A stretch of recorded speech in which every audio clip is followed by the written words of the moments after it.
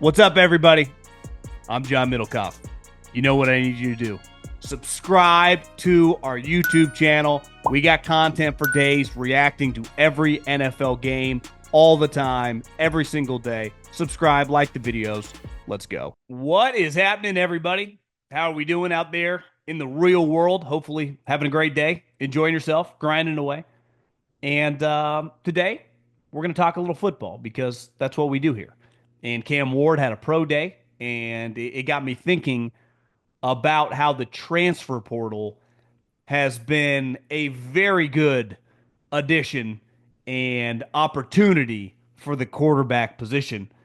Puka Nacua had some comments about wanting to retire at 30 years old.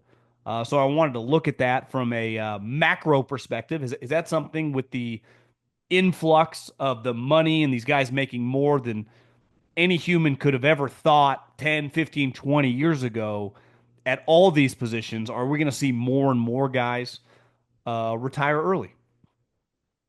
A couple other things out there too that kind of got my juices flowing. I do want to dive into some thoughts on just college sports. I saw something with the NCAA wrestling, an enormous upset.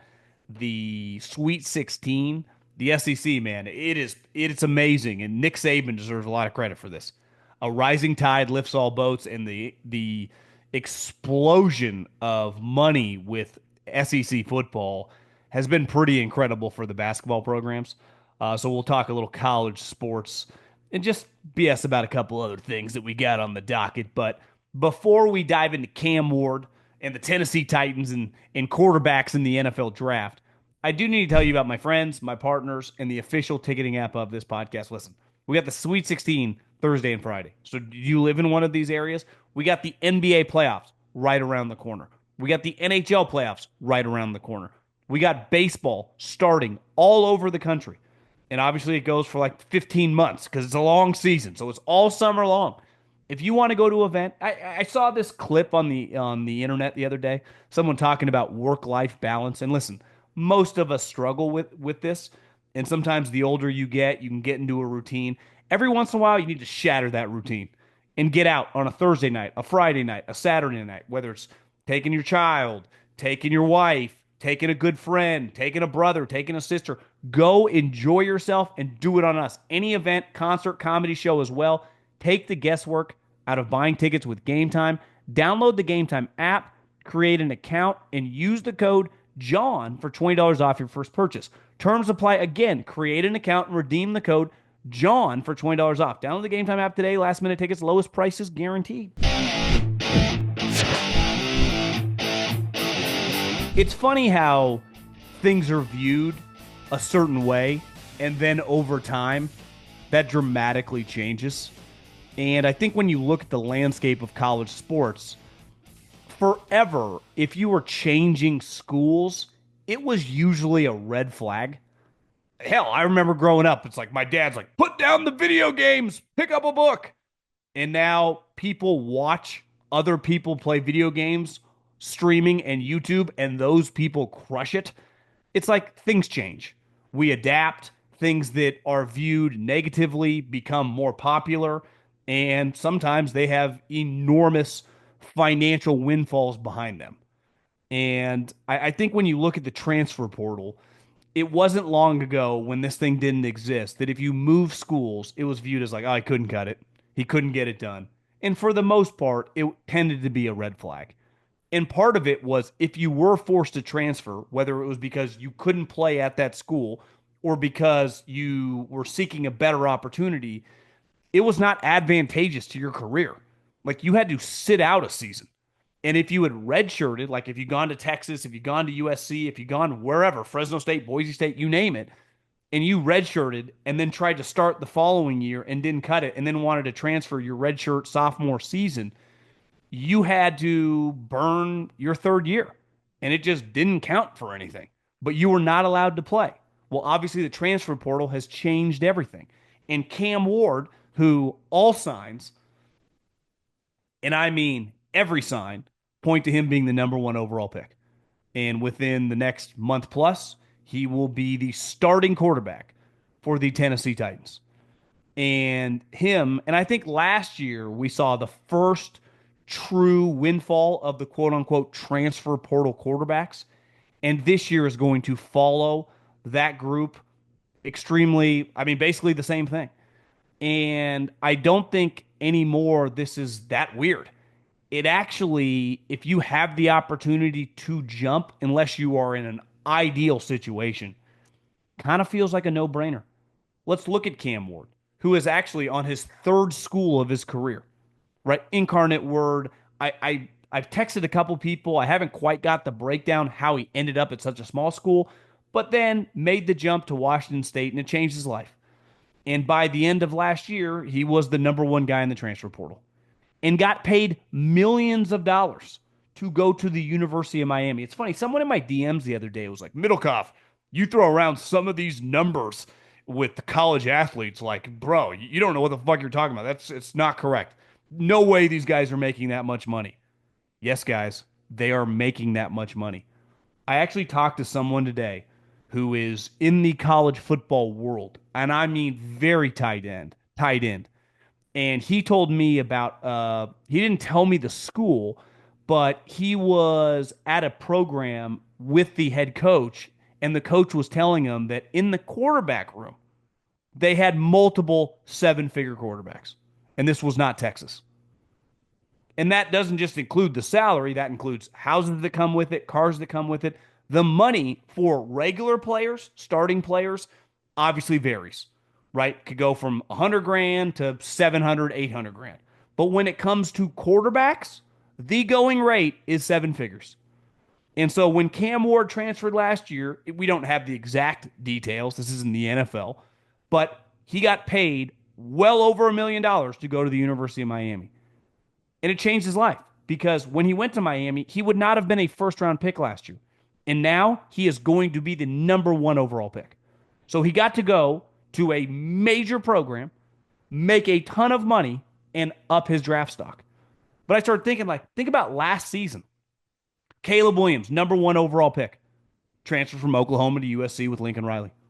Jaden Daniels, transferred from Arizona State to LSU, won the Heisman. Both those two guys won the Heisman.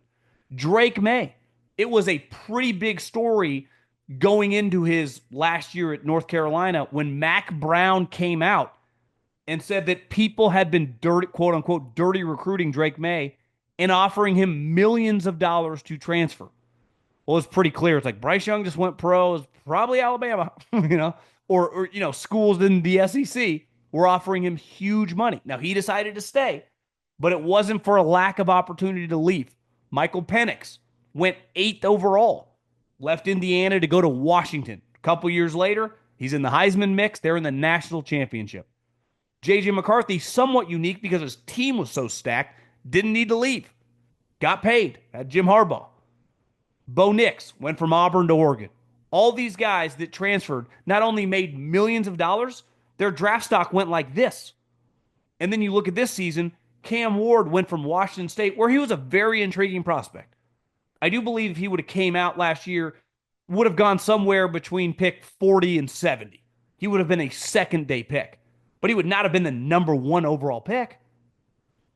And then you look at Shedeur Sanders, little different because obviously he's playing for his dad, but played at multiple different schools. And if Deion hadn't existed and Shedeur was just Shedeur Sanders, not related to Deion Sanders, probably a pretty high probability that he transferred during his career. Even if he didn't start at Jackson State, let's just say he started at like North Carolina State. Look at the guy probably going third, Jackson Dart, third, of this class. USC, Ole Miss. Think about the two guys in the national championship, Riley Leonard and Will Howard, transfer quarterbacks. Kyle McCord, transfer quarterbacks. All these guys move and improve their draft stock. So where it used to be looked at very negatively, just because that was just the conventional wisdom. If you moved, something was wrong. And a lot of time, that was true. It's like, well, he couldn't start at Pete Carroll's USC, couldn't cut it at Mac Brown's Texas. Saban, too much for him, right? Now, there are individual examples of guys moving on and becoming really good players. It definitely happened. But for the most part, it was on the other side of the ledger. Something was off. And in my experience, you like stayed away from those guys. Now, not only do you embrace it, you completely understand why they left. It's like, yeah, they're offering you a better opportunity and money. And for all these other positions, it's clearly there is no guarantee when you leave. For the quarterbacks now, if you can upgrade schools, like it's a double whammy because you cash in the short term and the long term. We have a couple years of data now, and we'll see how this draft class kind of plays out. And I'm not even just talking about the top guys. I'm talking about 7, 8 of them. But it's pretty clear it is the move. So Drake May's a good example. He ended up going 3 overall. Ultimately, like he's in a good spot now with Vrabel, stable organization. You think, but there is a chance if he had pulled the trigger and transferred to, let's say, Alabama last year, and been the starting quarterback in Nick Saban's last year, who's to say he couldn't have gone 1 overall? Jaden Daniels is a great example. When he transferred from Arizona State, I thought the guy was like a fringe draft pick. Even his first year at LSU, there was a huge work in progress. And by the end, you're talking about a no-brainer top 5 pick, and now it looks like he's going to be a superstar in the NFL. So the transfer portal, when it comes to quarterbacks, it's it's not only helped these guys draft stock, but I actually think it's really, really improved college football. It's made it much more interesting having these guys move to just top programs. So I just, if you are a kid in college football right now and people come calling at that position and you have an opportunity to not only make way more money, but go to a program in a brighter light situation, the data's pretty clearly on your side. You probably want to say yes. When it comes to college basketball and March Mania, one thing is for sure. Nothing's for sure. Upsets, buzzer beaters, Cinderellas, top seeds going home early. It's all going to happen. Bet the unexpected. Every upset, every day with DraftKings Sportsbook. With live betting, exclusive content, promos, and parlays, DraftKings is the ultimate college basketball destination for March. Ready to make your first bet? Check out matchups and pick a team to win. It's that simple. First time, here's something special just for you. New DraftKings customers bet $5 to get $200 in bonus bets instantly. Bet the unexpected with DraftKings Sportsbook. Download the DraftKings Sportsbook app. Use the code JOHN, that's J-O-H-N. That's code JOHN for new customers to get $200 in bonus bets when you bet just $5. Only on DraftKings. The crown is yours. Puka Nacua was quoted in a USA Today article. Love Puka Nacua. I mean, ever since that guy came into the NFL, I'd be lying if I knew much about him in college. BYU, Washington guy, transfer portal, has become a star in the NFL. Like, there is not a soul and that includes Sean McVay and Les Snead, that thought he'd be this good. Like, he's really good. I mean, he's one of the few guys, like the way he's talked about, like, yeah, he's that good. I mean, this guy's the total package. And he basically had a quote today of saying, like, he wants to retire at age 30, which would essentially give him 10 years in the NFL. He's 23 years old going into year 3, and basically looking at Aaron Donald as someone to aspire to be like. Have a great career, make some money, win at a high level, produce at a high level, be really successful, and then get out before your body falls apart. And it got me thinking, is he alone? Are there going to be a lot of guys who think like this and make this decision, in the future? By the time some of these guys get to their late 20s, early 30s, these wide receivers, these pass rushers, these offensive tackles, they are going to have NBA money. Look at Justin Jefferson. By the time he's 30 years old, he'll have probably accumulated $150 million. Where, 20, 30 years ago, even if you were rich relative to society, it wasn't just like no matter what, it'd be really hard to screw this thing up. That's not going to be the case for the Puka Nacua generation. I mean, whatever contract Puka, assuming that he stays healthy next year and has another big season, he is going to get a ton of money. And it got me thinking, like, could this start happening? Could like the Andrew Luck, Aaron Donald, Calvin Johnson thing become something that is more consistent in the NFL? Recently, for those of you that don't follow golf, there is this thing called the Champions Tour. It's where people over 50 that were really good get a chance to keep playing. Now, the money is not the same, but you basically get to compete against your peers and still make hundreds of thousands of dollars and get your juices flowing. And while Tiger's not technically eligible yet, he will be in a year or two. But anyone that saw on the internet that he's head over heels in love, that maybe just love outdoes golf, and I don't even know if his body works. But there are a ton of guys on the Champions Tour that made millions of dollars and that are consistent, frequent players on the Champions Tour. And Rory McIlroy recently made a comment. He said, "I'm 35 years old now. There is no chance, under no circumstances, will I play on that tour. When I'm 50, I'll be donezo." And a lot of guys like Ernie Els, who was a peer of Tiger Woods, who is really rich. I mean, I would imagine he's worth well over $100 million. Has done very, very well for himself over the course of his professional life. Took offense to it and said, "It's easy to say when you're young, these comments. Wait till you're our age and you want to get those juices flowing. No matter how successful you are and how much money you make off the course or off the field and what business ventures you get, there is nothing to get your juices flowing like playing." And while I think it's easy for Puka Nacua to say, like, I want to do this, there isn't anything in life that will give you that rush of running out the tunnel and playing on a Sunday. Plus, there aren't many jobs that, even as you come back to earth, look at his running mate and peer, Cooper Kupp, whose career kind of got derailed because of injuries, isn't the same player. He could have been like, you know what? I'm out. I've made a ton of money. I've had an incredible career. See you later. But he just got 3 years. Now, I don't have his contract up, but let's just say he'll make another 10, 15, $20 million playing for the Seattle Seahawks. You're not getting that money in the real world. So I think these comments, for every Aaron Donald and Calvin Johnson, I know their circumstances were much different. It's always easy to say things when you're young. We've all done it.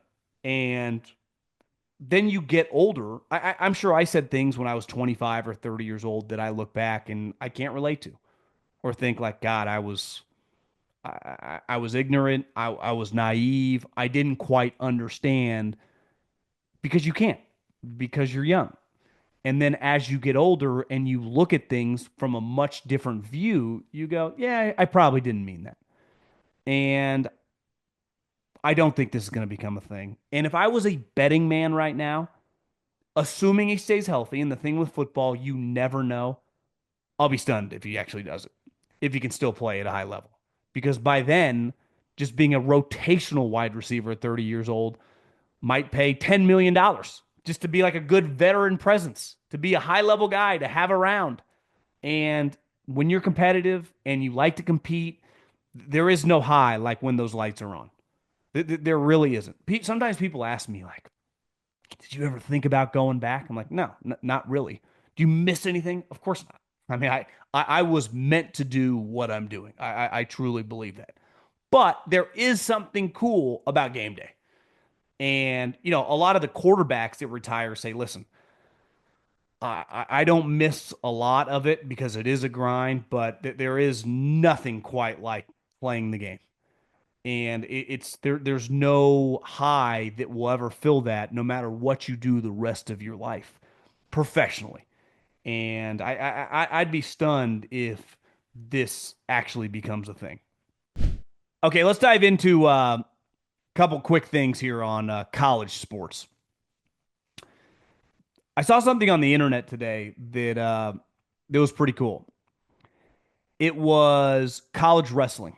And Daniel Cormier, who longtime UFC guy, was on the call for ESPN, does stuff here at the Volume, and his excitement level just blew me away. I didn't even know that the college wrestling championships were going on, or the magnitude of actually what happened. And it turns out that this dude from Oklahoma State, Wyatt Hendrickson, upset this guy named Gable Stevenson. Now, Gable Stevenson, this is the heavyweight matches, hadn't lost in like 73 college matches, had already won gold medals, had fought in the WWE. Like this guy was one of the most legendary figures, I guess, in the history of college wrestling and was almost viewed as unbeatable. And this guy took him down, and it was pretty incredible. It was, if you haven't seen it, type it into the internet and watch it. Well, and I've told this before. When I went to Cal Poly, uh, in my year and in my class was Chad Mendes. And my college roommate, Aaron Warshawski, actually roomed with him or with the wrestlers because he was like an early enrollee before our freshman year. So I don't pretend to be friends with Chad or anything, but I was around him a little bit at times in college. And I had never been around wrestlers. And by our senior year, and obviously if you follow UFC, Chad went on to UFC, he fought McGregor, he fought Aldo. Like he was a pretty accomplished UFC fighter. And as a wrestler, I think his senior year, he lost in the national championship at whatever his weight class was, like 140. And I remember for the first time in my life being around wrestlers and learning that like the baddest dudes on any campus, I don't care whether you're at Penn State, whether you're at Cal Poly, whether you're at Oklahoma State, are not the football players. It's the three or four crazy wrestlers. And Chad used to get in fights in college. And whether you were 6'5", 300 pounds, or just a normal human, he would annihilate you. And clearly went on to the UFC and just was not only one of the tougher guys I think I've ever been around, but obviously one of the most skilled fighters. Well, when I was like, I need to get a job in sports. So my third or fourth year in college, I went to school for 5 years. My parents' neighbor in Davis worked at UC Davis in the athletic department. And she helped like call the AD at Cal Poly and got me an interview. And again, Cal Poly athletics. I mean, this isn't exactly like Texas. So you just walk right in. I mean, there's not much going on. So I probably could have just knocked on her door myself, but I'm young. I don't really know anything. And they hired me to do some like BS, and I would just like help out and do some different stuff. Eventually, I got like the coolest job on campus. My job at our baseball stadium, we had an area that had beer. We had like multiple kegs and hot dogs. And if you had a ticket to get in, everything was free. You could drink as much as you want, and you could eat as many hot dogs as you want. And they also had peanuts. So they had free beer, peanuts, hot dogs. And my job was to take your ticket to get in because you needed a special ticket. So all my friends for a couple, I had that job like junior and senior year of college. Everyone would come in, my friends. You had to be a little careful every once in a while. Like the assistant AD would be close, and I'd kind of give my buddies the wink, tell them not to come in. But for the most part, my people got in, and they would just get annihilated. 3-game series like Friday and Saturday night. Great time to go just booze before you went out for free. But I also like would help out with like basketball and wrestling stuff. And I remember going to a wrestling match, and I remember watching this guy. Oklahoma State came out to Cal Poly, and this is where Wyatt ended up beating this guy who's an Oklahoma State wrestler. Turns out I went on a deep dive. Daniel Cormier also was an Oklahoma State guy. I think he lost 10 times in his entire college career, and 6 of them were to like the guy Kale Saunderson. I might be screwing up his last name, who's like one of the most legendary college wrestlers, who's now was the wrestling coach, I think, at Iowa or Iowa State forever. He's now at Penn State, like just legend. I mean, all these guys, you wouldn't fuck with any of them. And I remember being when Oklahoma State got there, and this one guy, and they were just every single guy destroyed everyone at Cal Poly. But one guy I remember watching, his name was Johnny Hendricks, and a lot of hype. It was like watching it was like Cooper Flag of wrestling. And I remember watching him, and like again, Cal Poly was a decent wrestling program. He treated this guy like an older brother treats a younger brother that's like 7 years younger than him. He was just slamming him all over the place. I'm like, these guys are in a different universe of the ability to fight. And Johnny Hendricks, like Chad Mendes, went on to the UFC. I mean, these guys were the cream of the crop. So when I see this heavyweight, these two guys going at it, I can't imagine how tough these guys actually are, because all these guys are on a direct path to Dana White to fight in the octagon. Now, it doesn't mean they're going to be great fighters in the octagon, but their skills, and anyone who have gone to any schools with a legit wrestling program knows you do not fuck with those guys ever. No matter if it's the 130 pounder, it's easy to stay away from the cauliflower ear guy that weighs 210 pounds. It's another thing. You're like, wait, And another dude is like 5'5". He was one of the national champions this weekend. Is dating a girl. I forget what school he goes to on the volleyball team who's 6'3". So he runs over to her, gives her a huge hug and a kiss. She's towering over him. I mean, it's like she's got it by almost a foot. Never see anything like it. But it's like I don't blame her because like who's gonna talk shit to that guy and make fun of him for being short dating this tall girl? I dare you to do it because he'd beat the living crap out of you. So yeah, just I didn't know that much about wrestling till I went to college, and I'm not even that big of a UFC guy, but I respect the shit out of these guys because they are some bad, bad dudes. Welcome to Chasing Challenges, brought to you by Microsoft. In the NFL, just like in the business world, overcoming obstacles is key to success. Microsoft empowers business decision makers with AI solutions, simplified cloud and data management, and trustworthy, responsible technology to turn challenges into opportunities. In this segment, we explore some of the biggest challenges being faced in the NFL and how they can be overcome. Whatever challenge you're facing, Microsoft empowers you with the expertise to say, bring it on. This week, we're going to discuss the challenge being faced by the Titans. It's pretty clear.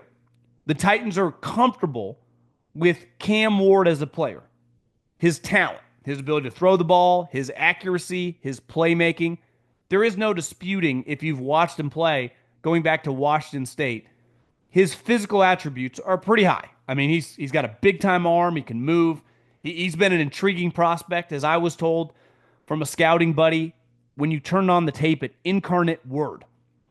But being a quarterback is about much more than just on the field.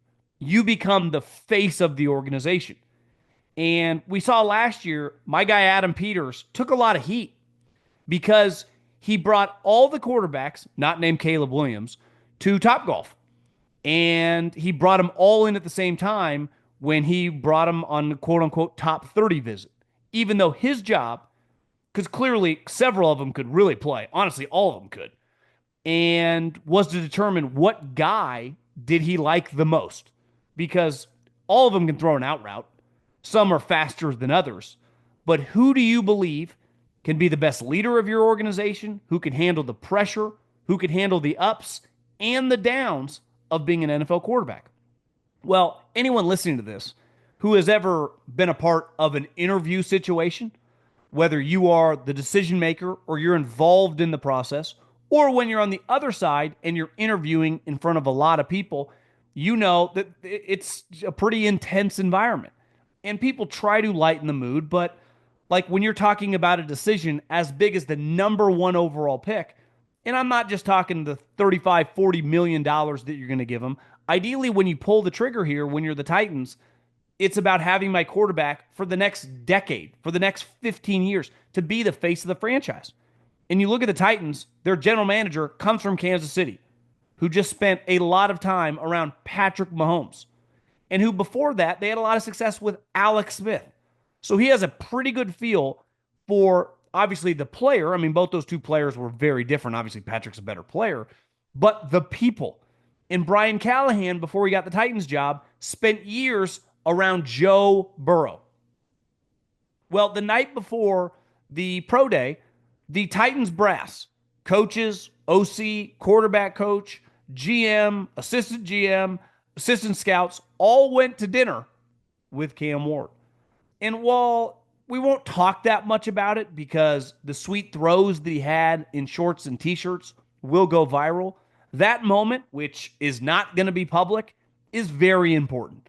Because after that dinner, they already went in thinking they're going to take him, and they've scouted him pretty heavily. But really spending time around the human being and getting a better feel for his outlook on life, what he values, what he does not, really helps crystallize. And I bet after they make the decision here in an upcoming month, they will say, we felt really good about him on film and the player that he was. But after that dinner is when it crystallized for us, and that's when the final decision was made. So that's it for this week's Chasing Challenges. Remember, Microsoft's AI solutions empower you to take bold steps and make informed decisions, sparking new ideas to help drive your business forward. With Microsoft as your trusted partner, you can navigate your journey with confidence, finding innovative solutions and reaching new possibilities. Visit Microsoft.com/challengers to learn more.